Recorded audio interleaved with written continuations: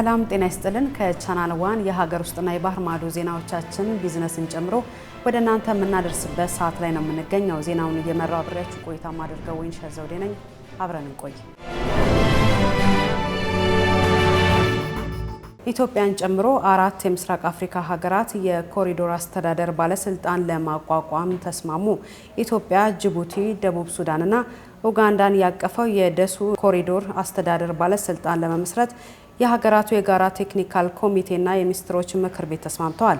ለሁለት ቀናት በጅቡቲ ሲደረግ የቆየው የጋራ ውይይት የስምምነት ቃለ ጉባኤ በመፈራረም መጠናቀቁን በጅቡቲ የኢትዮጵያ ኤምባሲ አስታውቋል። ስምምነቱ በአራቱ ሀገራት መካከል የውጭ ንግድ መንገዶችን በቀላሉ ለማገናኘት የትራንስፖርትና ሎጂስቲክስ አገልግሎትን ለማፋጠን ያለመ ነው። አፍሪካውያን መሪዎችንና ባለድርሻ አካላትን በአህጉራዊ የሰላምና ደህንነት ጉዳዮች ላይ በማወያየት ዘላቂ መፍትሄዎችን ለመቀየስ አልሞ የሚካሄደው 11ኛው የጣና የሰላምና ደህንነት መድረክ በባህር ዳር ተጀምሯል። ስብሰባው በባህር ዳርና አዲስ አበባ ከጥቅምት 14 እስከ ጥቅምት 16 ቀን 2018 ዓ.ም የሚቆይ ነው። የጤና ሚኒስቴር ከ15000 በላይ እናቶችን ላዋለዱ ዶክተር ኮከብ መሐመድ የህይወት ዘመን ሽልማትን አበረከተ። ሚኒስቴሩ በጅማ ከተማ ባካሄደው 27ኛ የጤና ዘርፍ ዓመታዊ ጉባኤ ላይ በጤና ዘርፍ ከፍተኛ አስተዋጽኦ ላበረከቱ የጤና ባለሙያዎችና ተመራማሪዎች ሽልማትን ሰጥቷል። ከተሸላሚዎቹ መካከል 18ቱ በጤና ዘርፍ ከፍተኛ አስተዋጽኦ ያደረጉ ምሁራን ሲሆኑ 13ቱ የሚሆኑት የጤና ኤክስቴንሽን ሰራተኞች ናቸው። በዚህም በላቀ የሙያ አገልግሎት ዘርፍ ከ15000 በላይ እናቶችን ያዋለዱና የበርካታ እናቶችና ህጻናት ህይወት የታደጉ መሆናቸው የተነገረላቸው ዶክተር ኮከብ መሐመድ የህይወት ዘመን ሽልማት ተበርክቶላቸዋል። በሌላ በኩል በደሜ ወገኔን አድናለሁ በማለት 99 ጊዜ ያህል ደም የለገሱት የፐብሊክ ሰርቪስ ሹፌር አቶ ሙላት አስራት የሚኒስቴሩ ልዩ ተሸላሚ ሆነዋል። የፍትህ ሚኒስቴር በእስር የሚቆዩ ታራሚዎችን ቁጥር ከፍተኛ በሆነ መንገድ ለመቀነስ ያስችላል ያለውን የአማራጭ ቅጣት ስርዓትን ለመተግበር ረቂቅ አዋጅ ማዘጋጀቱን አስታወቀ። የአዋጁ ረቂቅ በቅርቡ ለህዝብ ተወካዮች ምክር ቤት እንደሚቀርብም ሚኒስቴሩ ገልጿል።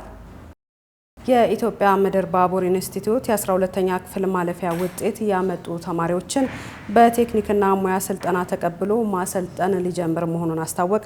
የኢትዮጵያ ምድር ባቡር ኮርፖሬሽን ዋና ስራ አስፈጻሚ ኢንጂነር ህሊና ብላቸው እንደገለጹት የኢትዮጵያ ምድር ባቡር ኢንስቲትዩት በቴክኒክና ሙያ ደረጃ ተማሪዎችን ለማሰልጠን እየሰራ ይገኛል።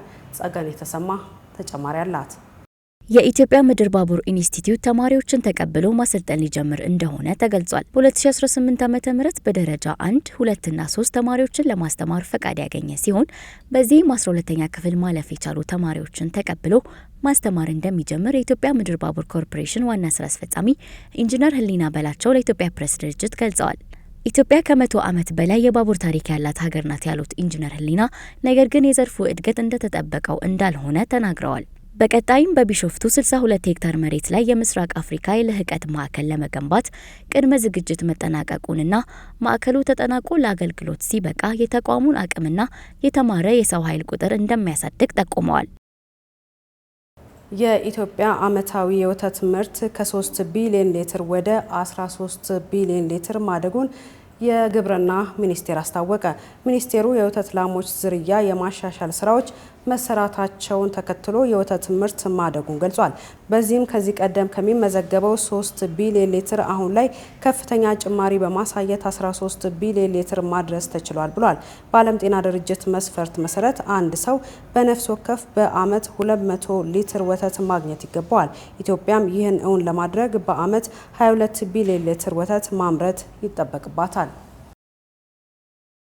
ህብረት ባንክ ከወለድ ነጻ አገልግሎት የተገኘውን ከ35 ሚሊዮን ብር በላይ ለሀገሪቱ የተለያዩ የበጎ አድራጎት ስራዎችን ለሚሰሩ 10 ግብረ ሰናይ ድርጅቶች ድጋፍ አደረገም። ድጋፍ የተደረገላቸው ድርጅቶች የተመረጡት በሸሪያው መርህ መሰረት የሚሰሩ መሆኑ ተመዝኖ ከሚደርሱት የህብረተሰብ ቁጥርና የሚሰጠውን ድጋፍ ለምን ተግባር እንደሚያውሉትም ጭምር በመዘነ መልኩ እንደሆነ ተገልጿል። ባንኩ እንደገለጸው ይህ የገንዘብ ድጋፍ በማህበረሰቡ ውስጥ የመረዳዳት ባህልን ለማጠናከርና የጋራ እድገትን ለማሳካት የሚደረጉ ቁርጠኛ እርምጃ ነው ተብሏል። በአሁኑ ወቅት በመላው ሀገሪቱ ከ500 በላይ ቅርንጫፎች ያሉት ህብረት ባንክ ላለፉት 10 ዓመታት ከወለድ ነፃ የባንክ አገልግሎት በማቅረብ ላይ ያለ ነው። በ23ቱ ቅርንጫፎች ከወለድ ነፃ አገልግሎት የሚሰጡ ናቸው። በዝግጅቱ ላይ የኢትዮጵያ እስልምና ጉዳዮች ጠቅላይ ምክር ቤት የፌዴራል ሚኒስትሮችና ኤጀንሲዎች ከፍተኛ አመራሮች እንዲሁም የባንኩ የሸሪያ ቦርድ አባላት ተገኝተዋል።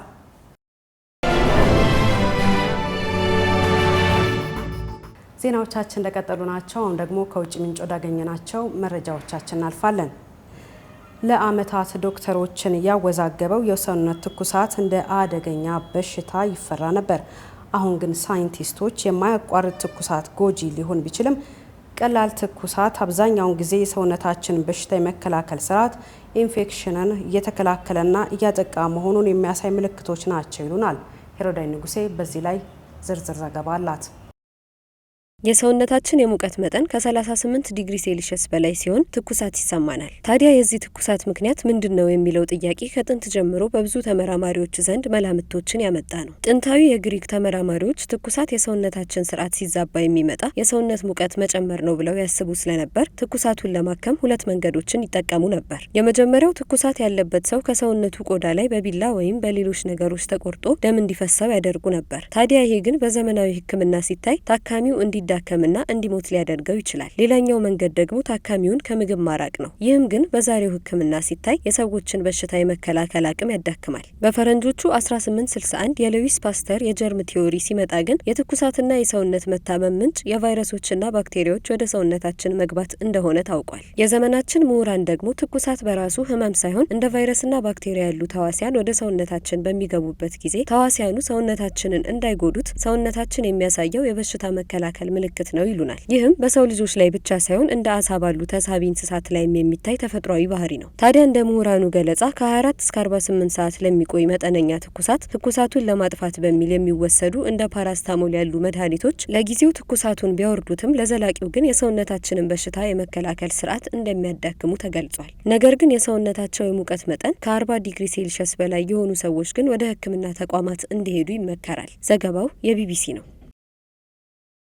አዲስ የአመጋገብ መመሪያዎች ጥናት ስብስብ ኪዊ የተሰኘውን ፍራፍሬ በቀን ከ2 እስከ 3 ጊዜ መመገብ ስር የሰደደ የሆድ ድርቀትን ሊያቃልል እንደሚችል ይጠቁማሉ። ይህ ሁኔታ በዓለም ዙሪያ ከ6 ሰዎች መካከል አንዱ ላይ የሚከሰት ነው። ሊዲያ ዝናቡ ተጨማሪ አላት። ጆርናል ኦፍ ሂውማን ኒውትሪሽን ኤንድ ዳይቴቲክስ እና ኒውሮ ጋስትሮሎጂ ኤንድ ሞቲሊቲ ላይ የታተመው አዲስ ዓለም አቀፍ የአመጋገብ መመሪያ ስር የሰደደ የሆድ ድርቀትን ለመቆጣጠር እንዲረዳ እንደ ኪዊ አይነት ፍራፍሬን እንዲሁም ፕሪም፣ የአጃ ዳቦና በማዕድን የበለጸገ ውሃን ይመክራል። ከዚህ በፊት ለዚህ የሆድ ድርቀት ችግር ከሚመከሩት ምክሮች መሀል አንዱ ከሆነው በፋይበር የበለጸጉ ምግቦችን ተመገቡ ከሚለው መመሪያ የበለጠ አሁን የወጣው መመሪያ የአንጀት ተግባርን በማሻሻል ረገድ በበቂ ማስረጃና ምርምር ላይ የተመሰረተ ነውም ተብሏል። ኪዊ የተሰኘው ፍራፍሬ በመሰረቱ በአንጀት ውስጥ የውሃ ይዘትን በመጨመር የፕሮቲን መፈጨትን ያሻሽላል፣ እንዲሁም ለስላሳ የአንጀት እንቅስቃሴን ያበረታታል። ለበለጠ ውጤትም ባለሙያዎች በየቀኑ ከ2 እስከ 3 ኪዊን ከተቻለ ከነገለባው መመገብ ለሆድ ድርቀት ተመራጭ እንደሆነ ይመክራሉ። ሌሎች እንደ ፕሪም፣ ተልባና እርጎ ያሉ ተጨማሪ ምግቦችም ለሆድ ድርቀት እንደ አማራጭ ሊረዱ ይችላሉ። መመሪያው የሆድ ድርቀት ያለባቸው ሰዎች በቀላል የአመጋገብና የአኗኗር ዘይቤ ለውጥ የሆድ ድርቀትን በተሻለ ሁኔታ እንዲቆጣጠሩ ለመርዳት ያለመ ነው። ዘገባው የሲኤንኤን ነው። ቻይና ለግብርና ዘርፉ ዘመን ወለድ ትራክተርን ለመጀመሪያ ጊዜ አስተዋውቃለች። ቴክኖሎጂው ያለ ሰው መሪነት እህል የሚዘራ የሚያርስና የሚያጭድ ነው ተብሏል። ሆንሃው ቲ70 የተባለው ይህ አዲስ ትራክተር በቻይና የመጀመሪያው ሙሉ በሙሉ ራሱን ችሎ የሚሰራ የኤሌክትሪክ ትራክተር ሆኗል። ትራክተሩ የሰው ሰራሽ አስተውሎት ኤአይ እና የ5G ሳተላይት ኔትወርክን በመጠቀም እህል የመዝራት የማረስና የማጨድ ተግባርን ለ6 ሰዓታት ያለማቋረጥ መከወን የሚችል ነው ተብሏል። እንደ ቴክ ብሪፍ ዘገባ ገበሬዎች ሰፋፊ የእርሻ ማሳዎችን በስማርት ስልካቸው እየተቆጣጠሩ ማሽኖች በትክክል እየሰሩ መሆናቸውን በሚሊሜትር ርቀት መከታተል ይችላሉ። የአዲስ የቻይና ሞዴል ዓለም አቀፍ ግብርናን ይለውጣል የሚል ተስፋም ተጥሎበታል። የሴት ልብስ ለብሰው ወደ ዱባይ ሊበሩ በአልጄሪያ የአውሮፕላን ማረፊያ በቁጥጥር ስር የዋሉ 3 ወንዶች ድርጊት የማህበራዊ ሚዲያ መነጋገሪያ ሆኗል። ወንዶቹ ባህላዊ የአረብ ሴቶች ልብስ አባያና ኢጃብ ለብሰው ብሎም የፊት ሜካፕ ተጠቅመው ሴት መንገደኞችን መስለው ነበር ተብሏል።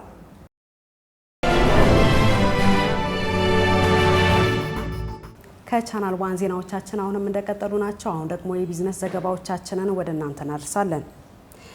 ባለፉት 3 ወራት 323 ቢሊዮን ብር ገቢ መሰብሰቡን የፕላንና ልማት ሚኒስትር ዶክተር ፍጹም አሰፋ ገለጹ። ገቢው ከአምናው ተመሳሳይ ወቅት ጋር ሲነጻጸር የ112 በመቶ ጭማሪ አለውም ተብሏል። ለእነዚህና ለሌሎች የቢዝነስ መረጃዎች መሀሌት ደመላሽ። እንደ ሚኒስትሯ ገለጻ የአፈጻጸም ከአምናው ተመሳሳይ ወቅት ጋር ሲነጻጸር የ112 በመቶ ጭማሪ ያለው ሲሆን በወቅቱ የተሰበሰበው ገቢ 152 ቢሊዮን ብር እንደነበረ አስታውሰዋል። ከዚህም ጋር ተያይዞ ባለፉት 3 ወራት ከወርቅ 1.2 ቢሊዮን ዶላር ገቢ መገኘቱን ጠቅሰው ከቡና ደግሞ 762 ሚሊዮን ዶላር እንደተገኘ አብራርተዋል። በተጨማሪም የሐዋላ ፍሰት 2.3 ቢሊዮን ዶላር የደረሰ ሲሆን የውጭ ቀጥተኛ ኢንቨስትመንት ደግሞ 961 ሚሊዮን ዶላር ሆኖ እንደተመዘገበ ጠቅሰዋል። አያይዘውም አጠቃላይ ተቀማጭ ሀብት 3.73 ትሪሊዮን ብር መድረሱን ገልጸዋል። መረጃዎቻችን እንደቀጠሉ ናቸው። የብር የመግዛት አቅም በሚቀጥሉት ወራት እንደሚጨምር የብሔራዊ ባንክ ገዢ ዶክተር ኢዮብ ተካልኝ ተናገሩ። ሰሞናዊ የወርቅ ዋጋ ጭማሪን ተከትሎ የውጭ ምንዛሬ በገበያ እንዲተመን በመደረጉ 2/3 ዋጋውን ያጣው የኢትዮጵያ ብር ሊጠናከር እንደሚችል ገልጸዋል። ህዝቡ በሚቀጥሉት ወራት የብር ተወዳዳሪነት መጨመርን መጠበቅ እንዳለበት ከውጭ መገናኛ ብዙሃን ጋር ባደረጉት ቃለ ምልልስ ተናግረዋል። የወርቅ የወጪ ንግድ ለመጀመሪያ ጊዜ ቡናን በልጦ ባለፈው ሰኔ 30 3.5 ቢሊዮን የአሜሪካን ዶላር መድረሱም ይታወሳል። የነዳጅና ኢነርጂ ባለስልጣን ህገወጥ ድርጊት በፈጸሙ ማደያዎችና የነዳጅ አከፋፋዮች ላይ የወሰደውን እርምጃ የሚመለከተውን መረጃ እናጋራችሁ። የነዳጅና ኢነርጂ ባለስልጣን እንዳስታወቀው ባለፉት 3 ወራት ከነዳጅ ሽያጭና ማከፋፈል ሂደት ጋር በተያያዘ ህገወጥ ድርጊት ፈጽመው በተገኙ ማደያዎች ላይ እርምጃ ተወስዷል። በተጨማሪም የዲጂታል ሽያጫቸው መጠነኛ በሆኑ 7 ኩባንያዎች ደግሞ የመጨረሻ ማስጠንቀቂያ እንደተሰጣቸው ተገልጿል። በደቡብ ምዕራብ ኢትዮጵያ ህዝቦች ክልል አንድ ማደያ ነዳጅ በበርሚል በመቅዳት የጥቁር ገበያ ሽያጭን ለማከናወን ሲንቀሳቀስ በመያዙ ለ6 ወራት ከነዳጅ ትስስር መታገዱም ተጠቅሷል። ሌላኛው መዳረሻውን አዲስ አበባ አቃቂ ቃሊቲ በሚገኝ ማደያ የነበረው አውቶቦቴ መዳረሻውን በመቀየር ወደ ሌላ ከተማ በመጓዙ ለ6 ወራት ከነዳጅ ትስስር እንዲታገል መደረጉም ተነግሯል። በተመሳሳይ በዲላ ከተማ የሚገኝ አንድ ማደያም መንግስት ካወጣው ዋጋ በላይ በመሸጡ የነዳጅ አቅርቦት እንዳያገኝ በሲስተም ሎክ መደረጉን አረጋግጠዋል። እንደ ኢዜአ ዘገባ የነዳጅና ኢነርጂ ባለስልጣን የነዳጅ አቅርቦት ስርጭትና ግብይት ቁጥጥር ስርዓትን ፈጣን፣ አስተማማኝና ጥራት ያለው እንዲሆን በቴክኖሎጂ የታገዙ አሰራሮችን ማጠናከሩንም አስታውቋል። የዕለቱ የመጨረሻው የቢዝነስ መረጃችን በማዕከላዊ ኢትዮጵያ በስፋት እየተመረተ ያለውን የበርበሬ ምርትን ይመለከታል። በማዕከላዊ ኢትዮጵያ ክልል ከ30 ሺህ ሄክታር በላይ መሬት በበርበሬ ምርት የተሸፈነ ሲሆን ከ400 ሺህ ኩንታል በላይ ምርት እንደሚጠበቅ የግብርና ሚኒስቴር አስታወቀ። በክልሉ ከበርበሬ ምርት በተጨማሪ ዝንጅብል፣ ሮዝመሪ፣ ሚጥሚጣ፣ ኮሰረትና እርድ በብዛት የሚመረቱ ቅመማ ቅመሞች ናቸው። የማዕከላዊ ኢትዮጵያ የንግድና ዘርፍ ማህበራት ምክር ቤት በ2017-18 ዓ.ም ምርት ዘመን በመኸር እርሻ በተለይም የበርበሬ ምርትና ምርታማነትን ለማሳደግ በትኩረት እየተሰራ እንደሆነም ተገልጿል።